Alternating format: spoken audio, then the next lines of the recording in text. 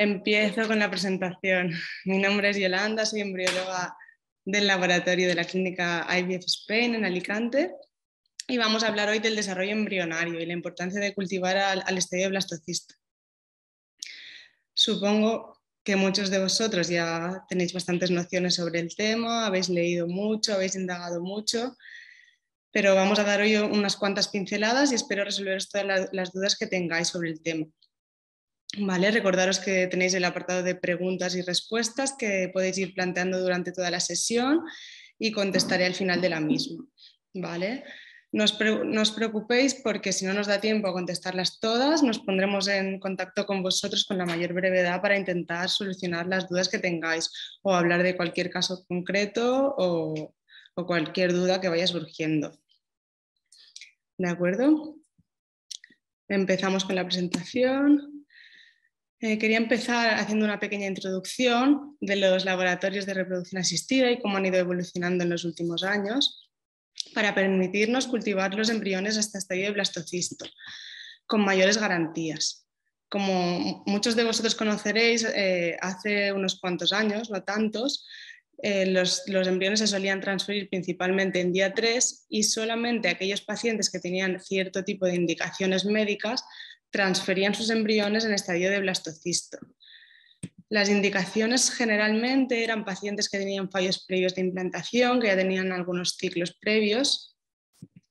También pacientes que tenían alguna patología obstétrica, alguna patología uterina, por ejemplo, un útero septado, donde solo se recomendaba transferir un único embrión. Pacientes que se incluían en el programa de diagnóstico genético preimplantacional. Hace unos años también se biopsiaba los embriones en día 3 de desarrollo y en 2 días se obtenían los resultados genéticos y se transferían en estadio de blastocisto, en fresco, se evitaba la vitrificación. Ahora todo esto ha cambiado ya. Y también pacientes que tenían una alta respuesta, que tenían un mayor número de ovocitos desde el principio y podíamos seleccionar mejor. Todas estas indicaciones se siguen llevando hoy en día, siguen siendo las principales indicaciones de por qué llevar a estadio de blastocisto, pero además se plantea también esto en la población general, en casi todo tipo de pacientes. Ya os digo que hace unos años el principal objetivo que teníamos o el principal miedo era quedarnos sin transferencia. Hoy en día esto sigue siendo igual, no queremos quedarnos sin transferencia porque eso disminuye bastante las posibilidades, pero además queremos obtener cierta información, queremos seleccionar mejor y han ido surgiendo nuevos objetivos. ¿Qué nos ha permitido transferir principalmente hoy en día en estadio de blastocisto y cuáles son sus ventajas? Eso es lo que vamos a ver en esta presentación o en esta charla, en esta pequeña charla. Para ello he dividido la presentación en 3 puntos principales. En el primer punto vamos a ver qué es un blastocisto, que eso casi todos lo sabréis, lo conoceréis, pero lo vamos a recordar. Y cuáles son los principales criterios que empleamos a la hora de seleccionarlo. Después veremos cuáles son las condiciones de cultivo que permiten llevar los embriones hasta día 5 o día 6 de desarrollo, hasta el estadio de blastocisto. Ilustraremos todo esto con algunos casos clínicos. ¿Vale? Veremos eventos claves durante todo el desarrollo embrionario previo al estadio de blastocisto. Empezamos por el punto 1, que es un blastocisto. Aquí lo veis, seguro que muchos lo reconocéis. Principalmente en el blastocisto vemos esta estructura de aquí, que es la masa celular interna, que es lo que dará lugar al embrión. Es una agrupación de células que se van agrupando, compactando y se van diferenciando y darán lugar en un futuro al embrión, propiamente dicho. Esta capa de células que lo envuelve, que lo tapiza, es lo que se denomina trofoectodermo y dará lugar a la placenta. Además podemos ver una cavidad interior ocupada por un líquido que se denomina blastocele y una pequeña cáscara envolviéndolo. Aquí no se ve muy bien en esta imagen porque ya está muy finita, que se denomina zona pelúcida, cuya función es un poco proteger al embrión y que se irá afinando conforme el embrión vaya avanzando en su desarrollo. finalmente el embrión saldrá de esta cáscara para poder implantar en el endometrio, en el útero materno. ¿Y qué es lo que ocurre en los días previos? Como hemos dicho, el blastocisto se alcanza entre día 5 y día 6 de desarrollo, y vamos a ver ahora los eventos que van ocurriendo los días previos a este día. El día 0 es el primer día en que tenemos el ovocito en el laboratorio. Lo obtenemos a través de la captación o la punción folicular de la mujer. Está envuelto por una capa de células alrededor que se llaman células de la granulosa, y pasadas unas horas tras su obtención lo vamos a decumular, quitarle estas células que tiene alrededor, y esto nos permite ver si el ovocito está maduro. Para ver si el ovocito está maduro tenemos que verlo tal cual en esta imagen. Vemos arriba esta pequeña estructura que es el corpúsculo polar, tiene que tenerlo así, y entonces si está maduro lo microinyectaremos, lo fusionaremos con el esperma. Ese mismo día también obtenemos el esperma por parte de la pareja y lo procesamos para poder fusionarlo. Alrededor de unas 4 horas después de la captación del ovocito se fusiona con el semen. Hay diferentes técnicas, el FIP convencional o el ICSI, la microinyección, que es la que vemos en la imagen y es la más usada hoy en día. En día 1 de desarrollo, que es alrededor de 18 horas tras la fusión del óvulo con el espermatozoide, evaluamos si éste ha fecundado correctamente. En la imagen vemos que aquí 2 pronúcleos, uno sería de la madre y otro del padre, y eso nos indica una fecundación correcta. En algunos casos, en lugar de ver estos 2, veríamos 3 o veríamos 1, por ejemplo. Eso es que el ovocito está fecundado, pero no correctamente, no es viable para nosotros, o incluso podemos ver que no haya ningún pronúcleo, lo que significa que el ovocito no se ha activado. Muchas veces no está lo suficiente, está maduro, pero no es lo suficientemente maduro y no es capaz de activarse. Esos también se descartan. No son viables. Después los evaluamos en día 2 de desarrollo. Aquí lo que evaluamos principalmente es el número de células que tienen, el tamaño, la simetría entre ellas y la presencia o ausencia de determinados fragmentos. Y según estos criterios le damos una clasificación, en este caso una letra, un grado, que nos indica si es de buena morfología. Lo que significa que si es de buena morfología tendría más posibilidades de llegar al estadio de blastocisto. En día 3 volvemos a evaluarlo de igual forma, contando las células, la morfología, la simetría, el tamaño, la presencia o ausencia de fragmentos.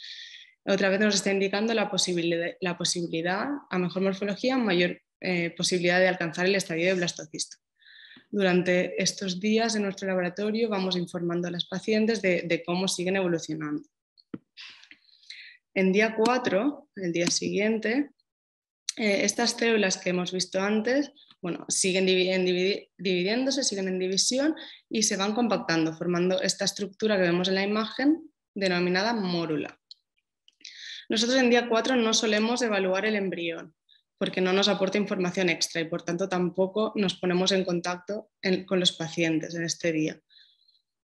Si alguna paciente tiene alguna petición de que le informemos, no habría problema, pero es lo que tradicionalmente se ha ido haciendo y no se suele informar en día 4, porque no nos aporta información extra, generalmente. Y finalmente, entre día 5 y día 6, en este caso la estructura del blastocisto tiene un mayor rango, se alcanza en un rango más amplio, alcanzamos el estadio del blastocisto. Aquí podemos ver estas estructuras que hemos hablado antes, la masa celular interna y el trofectodermo, y si son de buena calidad los podremos transferir o los podremos vitrificar, dependiendo del tratamiento que se haya aconsejado, que el médico haya aconsejado a la paciente o haya indicado. ¿Y cómo seleccionamos estos blastocistos? Tenemos 3 criterios principalmente: el criterio morfológico, el criterio cinético y el criterio genético. La morfología es el criterio principalmente usado en todos los laboratorios, es lo que se ha ido haciendo desde siempre, el más extendido. Hay diferentes sistemas de clasificación morfológica, pero prácticamente son bastante similares entre ellos. Y aquí lo que hace el embriólogo, nosotros evaluamos el trofectodermo y la masa celular interna y le damos una graduación. Algunos laboratorios también usan el criterio cinético, que es, para ello necesitamos tener unos incubadores especiales que llevan incorporada una cámara en su interior y permiten la toma de imágenes y la creación de un vídeo, donde podemos ver todos los eventos, las divisiones celulares, y con estos tiempos podemos aplicar este criterio cinético. Normalmente estos dos criterios van de la mano y se fusionan haciendo el criterio morfocinético. ¿Por qué? Porque además el criterio morfológico es un tanto subjetivo, puede variar entre observadores, y aportándole también el criterio cinético le estamos dando mayor objetividad con esta selección, una selección más objetiva. A mayor datos podemos discernir mejor qué embrión tendrá mayor posibilidades de éxito. Y finalmente el criterio genético. El criterio genético ha ido cogiendo peso en los últimos años, nos permite seleccionar embriones que sean cromosómicamente normales y en algunos casos también lo podemos aplicar. Vamos a hablar primero del criterio morfológico. El criterio morfológico tiene en cuenta la masa celular interna, la evalúa, también el trofectodermo y la zona pelúcida, que está correlacionada con el grado de expansión embrionaria. La masa celular interna se clasifica con letras, desde la D hasta la A, siendo la D la de peor calidad, o en estos casos es una masa inexistente, prácticamente no vemos la masa, hasta la calidad A, que es la de mayor calidad. Nos basamos para evaluarlo tanto en el tamaño de la masa, que es el número de células que la forman, y el grado de compactación que tengan estas células. Como vemos aquí en la imagen, donde está el redón del verde, esta masa es una masa de buen tamaño y bastante compacta. Podemos ver que es como una pelota. Por tanto, se le podría clasificar como A. El trofectodermo, de igual manera, se clasifica con letras desde la D hasta la A, siendo la D la de peor calidad, o en este caso tenemos un trofectodermo bastante liso, y la A un trofectodermo de buena calidad, donde hay muchas células que están tapizando esta capa, el embrión. Hay que tener en cuenta que los embriones son dinámicos, las células siguen dividiéndose y por tanto la calidad puede variar. Es verdad que normalmente siguen una línea, pero es algo dinámico y puede ir variando. En nuestro laboratorio, por ejemplo, los embriones que tienen calidad B o A son congelados o son transferidos. Los D directamente los descartamos porque prácticamente no presentan estas estructuras. Y los C, dependiendo un poco del contexto, de cómo sea el caso clínico en concreto, de la cohorte embrionaria, de la diferencia con el resto de embriones. Evaluamos un poco cada caso en concreto, por eso también es importante que no nos comparemos con otros pacientes, porque al final cada ciclo es diferente y específico de cada paciente. También en el criterio morfológico tenemos en cuenta la expansión.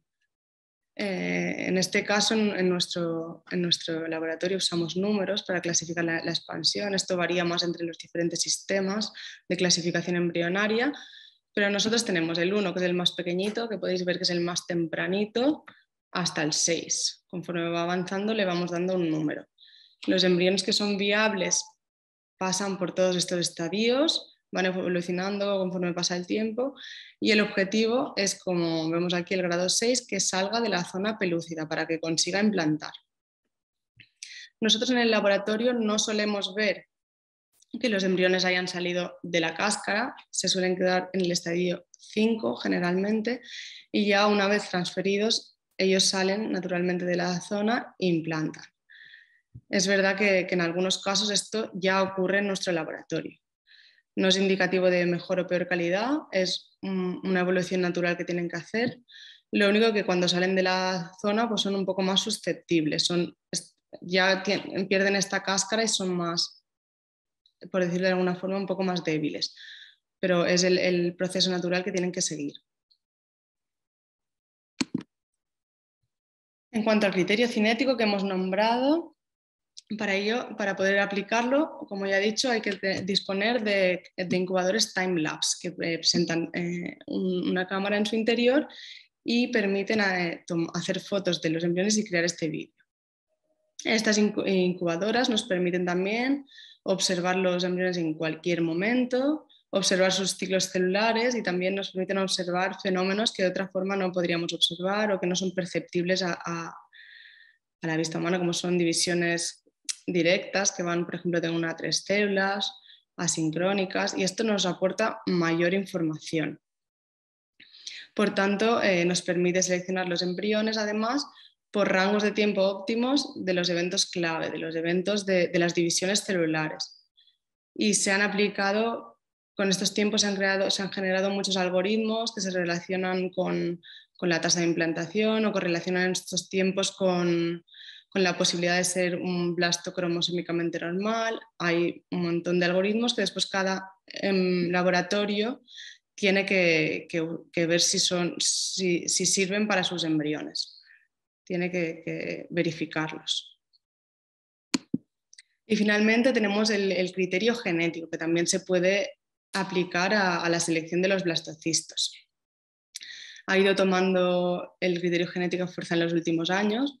Generalmente la biopsia o el análisis genético se hace en determinadas indicaciones médicas, como son, por ejemplo, pacientes que tienen edad materna avanzada, que tienen fallos previos de implantación, un factor masculino severo o abortos previos de repetición, pero cada vez hay una tendencia mayor a ofrecerlo a todos los pacientes y permitir seleccionar con más garantías el embrión que se va a transferir.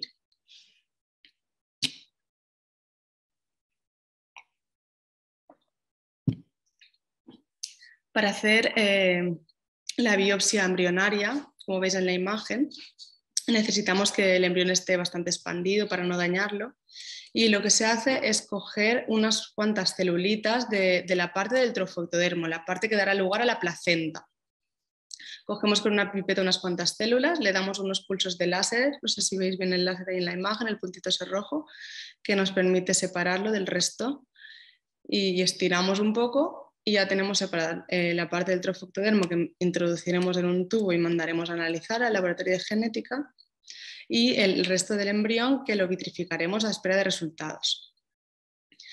Este análisis suele tardar alrededor de, tenemos los resultados alrededor de 10-20 días, dependiendo de la carga de trabajo y del laboratorio de genética.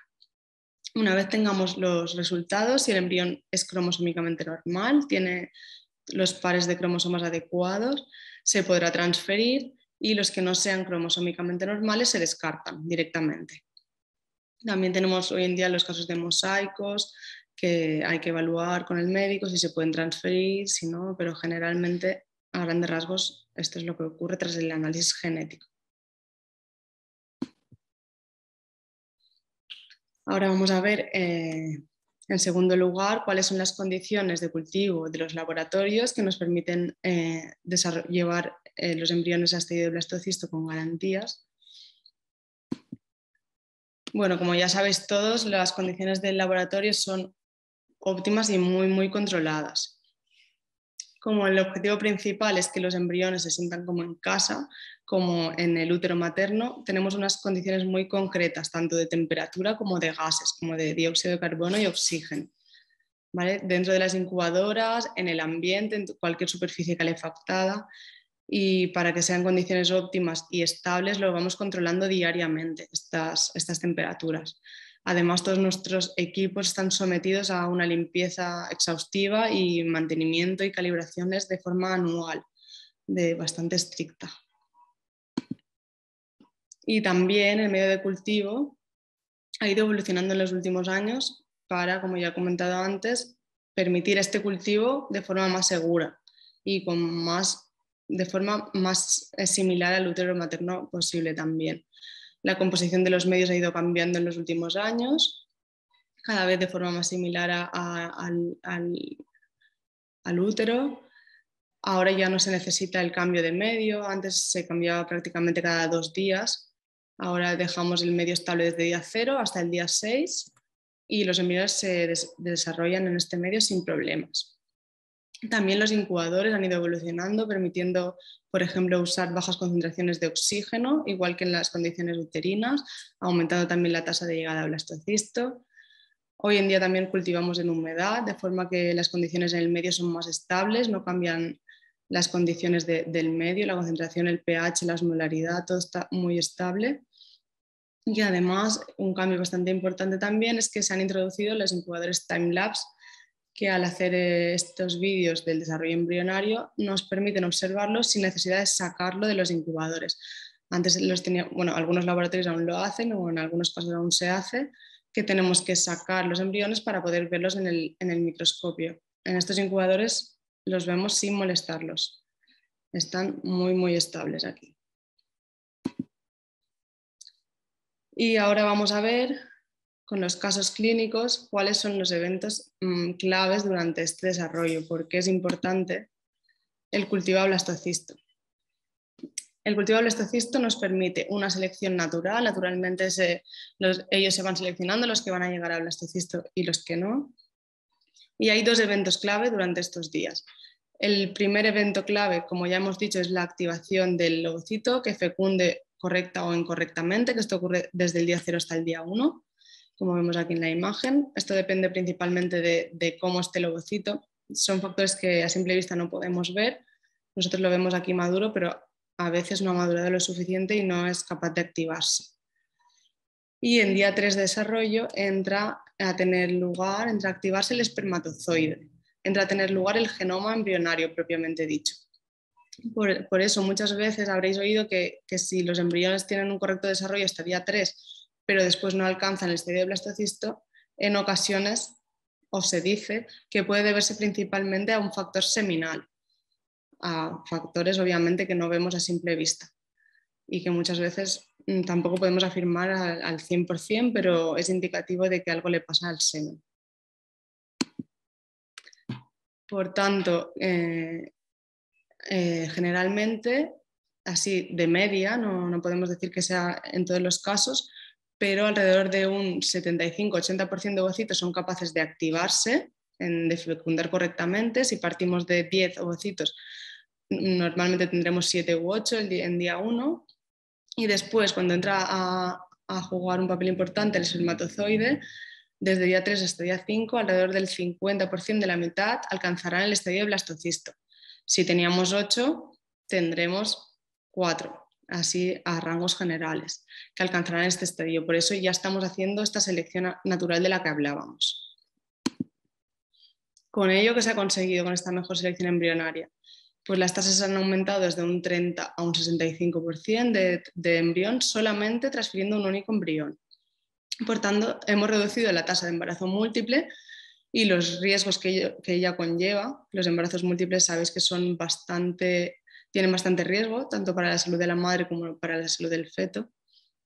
Entonces, transfiriendo 2 embriones, se ha visto que la tasa de embarazo aumenta en un porcentaje muy bajo. Sin embargo, sí que aumenta en un porcentaje alto la tasa de embarazo gemelar. Entonces, hoy en día con el blastocisto casi siempre se recomienda transferencia de un único embrión. Y además esta selección embrionaria también nos evita transferir embriones que se detendrían durante su desarrollo y no causarían embarazo. Y por tanto el profesional puede explicar mejor a los pacientes por qué ha tenido resultados negativos después de una transferencia. Que en el caso de embriones de día 3, cuando transferíamos, a veces no sabíamos muy bien la causa. Tenemos mayor información. Y vamos a ilustrar con un caso clínico esta primera afirmación. Partimos de 9 ovocitos, 9 cigotes correctamente fecundados en día 1, como podéis ver. No sé si lo veis muy bien, pero los 9 presentan los 2 pronúcleos. Y en día 3 de desarrollo, los 9 continúan su desarrollo. ¿Vale? Entonces, ¿cuál de estos 9 transferiríamos en día 3? Aquí, aplicando solamente el criterio morfológico, tendríamos 6 embriones que son de grado A, 1 de grado B y 2 de grado C. Pero aún seguimos teniendo 6 de buenísima calidad. ¿Cuál de estos 6 transferimos? Nuestra decisión sería en este caso cultivar hasta el estadio de blastocisto. En estadio de blastocisto, ¿qué vemos? De estos 6, 4 han alcanzado el estadio de blastocisto. Si evaluamos solamente morfológicamente, decidimos transferir este de la derecha, lo evaluamos como mejor morfológicamente, estaba más expandido, una masa muy compacta y un número de células adecuado para el trofoctodermo. Y en los laboratorios que dispongan, además, se podría aplicar para diferenciar entre esos 4 criterios cinéticos o criterios genéticos también y ver cuál de estos 4 embriones tendría más garantía. En este caso, solamente aplicando el criterio morfológico, seleccionaríamos este embrión. Por tanto, ¿qué podemos afirmar con este caso clínico? Que un 34% de los casos, en un 34% se habría seleccionado un embrión que no daría lugar a embarazo. Por eso, antes, cuando era más corriente transferir en día 3, se solían transferir 2 embriones para compensar esta pérdida que teníamos en la tasa de gestación. Ahora ya generalmente, rara es la vez que transferimos más de un embrión. Para ilustrar esta segunda afirmación, vamos a poner otro caso clínico. En este caso tenemos 4 ovocitos, 4 cigotos correctamente fecundados en día 1 y en día 3, 4 siguen evolucionando. Vale, en este caso, si los clasificamos morfológicamente, tenemos 1A, 2B y un C. Tendríamos claro que transferiríamos el A aquí, porque es el de mejor calidad. Aunque entre A y B no hay mucha diferencia, pero tenemos claro que es mejor el A. ¿Seguiría desarrollándose este embrión hasta blastocisto? La respuesta en este caso es que no. Ninguno de ellos ha conseguido evolucionar hasta blastocisto. Se han atresiado. Aquí a lo mejor hubiésemos transferido el A y hubiésemos vitrificado los B si son en día 3 y a lo mejor la mujer después de 3 intentos no se hubiese quedado embarazada. ¿Y cómo lo justificas? No tendríamos justificación porque hemos transferido 3 embriones bonitos, morfológicamente bonitos, de buena calidad. Pero vemos que probablemente podríamos decir que hay algún factor seminal que cabría estudiar con más profundidad, no lo sabemos tampoco a ciencia cierta, pero parece que algo pasa en esta muestra seminal y habría que hacer más estudios, sobre todo en el varón. Y como hemos dicho, la tasa de embarazo después de transferir este embrión de grado A en día 3 sería del 0%. En este caso también hubiese sido positivo cultivar hasta el estadio de blastocisto. Y ahora voy a poneros, he puesto un tercer caso clínico. Igual, en este caso es el mismo que el caso clínico 2, este embrión no alcanza el estadio de blastocisto, pero lo he querido poner viendo las imágenes timelapse, grabado con un incubador de timelapse, como podéis ver, para que veáis cómo se ven los eventos, las divisiones celulares. Aquí sería en día 1, ya vemos la aparición de los 2 pronúcleos, que nos está indicando la extrusión del segundo corpúsculo polar, que nos indica que ha fecundado el ovocito activado correctamente. Por tanto, digamos, tenemos la primera barrera o el primer evento clave superado. Tenemos que ir esperando cómo va evolucionando. Esto sería ya en día 2, se divide a 2 células. De momento morfológicamente todo bien. Tiene un poco de fragmentación aquí arriba, pero muy poco. Se sigue dividiendo, 4 células, todas de buena morfología, tamaño similar, que es lo adecuado. Hasta el momento todo bien. Todo nos indica que es un buen embrión y con posibilidades de llegar a blastocisto. En día 3 continúa la división, 3, 4, 5, 6, 7, 8 células, tamaño similar, un embrión bastante bonito. Y seguimos esperando a ver cómo va evolucionando.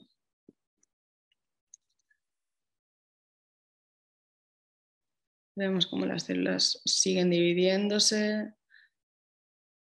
Hasta ahora todo perfecto, siguen en división. En día 4 empiezan a compactar y a formar la estructura que hemos hablado antes, la mórula. Tal normal, un embrión bastante de libro. se compacta, se descompacta un poco para seguir las divisiones, pero de momento todo bien. En los incubadores timelapse, además, estos eventos se van todos registrando y es lo que nos da una información extra para que se cumplan en los tiempos adecuados. Entonces, vemos que es una molécula bonita, compacta, con un número de células adecuados, pero ¿qué pasa? Que de repente empiezan a degenerar, empieza a atresiarse parte de este embrión y es imposible, que no alcanza el estadio de blastocisto. Este embrión lo hubiésemos transferido en día 3 pensando que con garantías y sin embargo algo tenía que no le permite alcanzar el estadio de blastocisto.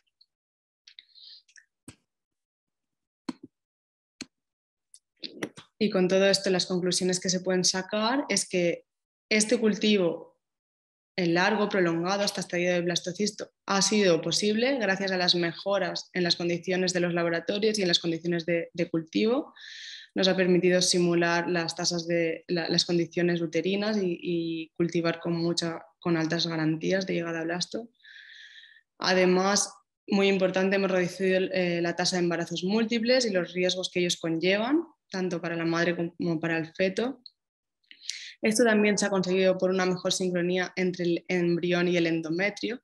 Cuando se transfieren en día 3, el embrión de forma natural aún estaría transitando las trompas de falopio y nosotros lo estamos colocando en el útero. Sin embargo, cuando ya lo transferimos en día 5, el embrión de forma natural ya ha alcanzado la parte del útero, la parte del endometrio. Y lo estamos haciendo con una mejor sincronía, lo que también aumenta las tasas. Además, obtenemos una mayor información para la toma de decisiones de futuros ciclos. La paciente tiene que hacerse futuros ciclos, futuras pruebas, análisis. Nos va dando pistas de qué es lo que puede estar fallando. Y como conclusión final, y lo que queremos principalmente, es una mejor selección embrionaria y como objetivo principal es aumentar las tasas de gestación en el menor tiempo posible, que es el gol estándar de la reproducción asistida. Y esto es todo lo que quería contaros hoy. Muchísimas gracias por vuestra atención, espero que os haya quedado claro. Voy a pasar a contestar las preguntas y espero más preguntas, vuestros comentarios o cualquier sugerencia. Estoy abierta a cualquier cosa.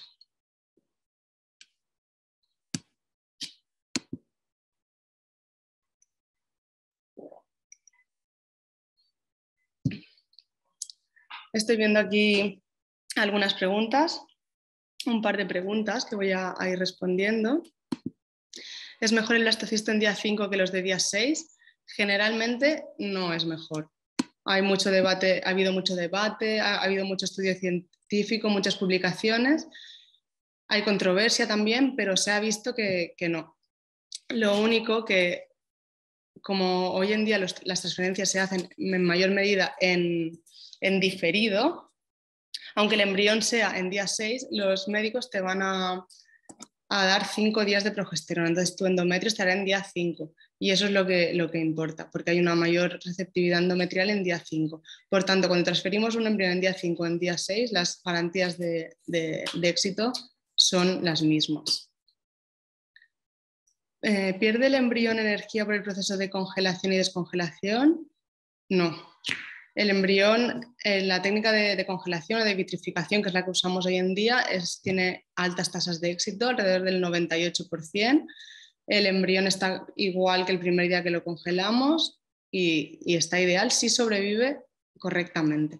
Siempre hay un 2% de posibilidad de que este embrión no sobreviva, pero son tasas muy altas. Es una técnica muy extendida que se usa día a día y no tiene por qué afectar para nada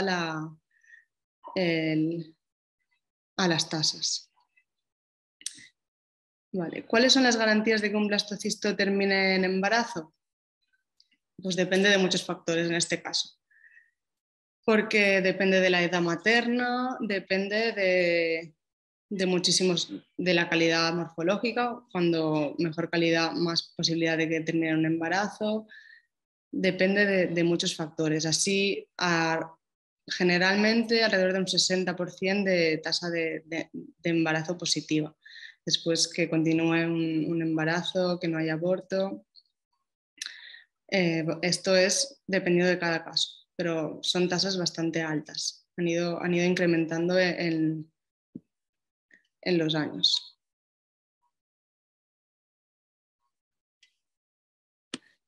A ver, si el embrión está haciendo las divisiones con dificultad en día 3, ¿el problema es del óvulo o puede ser del esperma también? Aquí, no sé, antes del día 3. Antes del día 3 generalmente se echa la culpa al ovocito si no está dividiéndose correctamente. A partir del día 3 le damos la responsabilidad al espermatozoide, pero muchas veces es una causa mixta. A veces por lo que sea la combinación del óvulo con el espermatozoide no va bien o puede ser también un factor espermático desde el principio, pero generalmente lo que tiene mayor peso hasta el día 3 es el ovocito. Por tanto, se dice que si vemos varios ciclos que se repite este patrón, a veces puede variar desde un ciclo a otro. No sacamos conclusiones con un único ciclo, proponemos hacer otro ciclo. Si se repite un par de veces a lo mejor este patrón, sí que ya empezamos a pensar quién puede tener más o menos responsabilidad.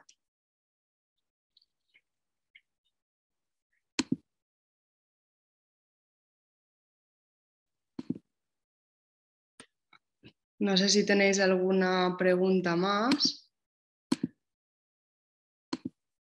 Si no, me lo podéis mandar y os voy contestando.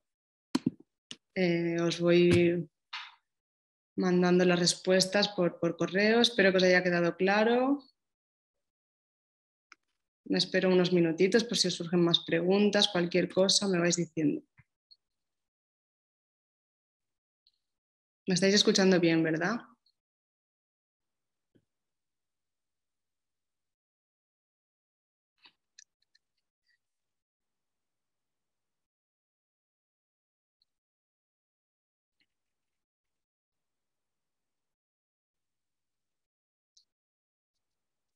Pues espero que os haya gustado mucho y cualquier sugerencia, cualquier otra pregunta que os vaya surgiendo, por favor, mandadlo al mail que tenéis aquí en pantalla y estaría muy agradecida de cualquier feedback o cualquier sugerencia, cualquier tema que os interese para una próxima presentación. Estamos encantados de recibir sugerencias y espero que os haya gustado mucho y que os haya quedado claro. Un saludo a todos y lo dicho.